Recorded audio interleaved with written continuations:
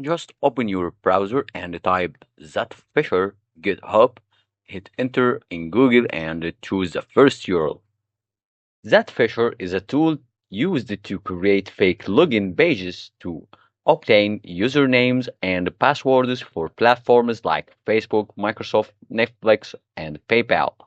And if we scroll down in GitHub, you're gonna find a lot of tools. But the most important part you must take in consideration is that there is a lot of versions of this tool in GitHub. So some of them works with Linux and Termux, and some of them works with Linux only.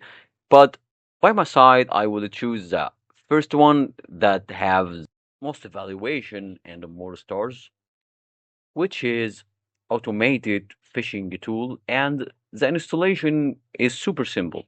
Covering it is just a git clone and the URL, and everything will be successfully installed in terminal.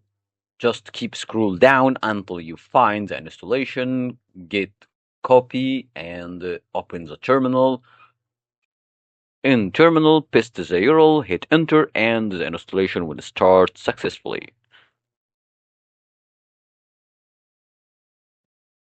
Well, I prefer to take the command's copy from the GitHub to show you everything works successfully without having any issues. After setting everything up, just type in terminal cd Zphisher and hit enter to access to the folder. After we access to the tool, let's take this command bash zphisher.sh to continue the process of the installation. Just a quick disclaimer, I am not responsible for any unethical use of this tool. This video covers the installation only. In the next video, you will find the process of creating fake pages and how to use this tool without having any issues. Almost there, and everything will be set up.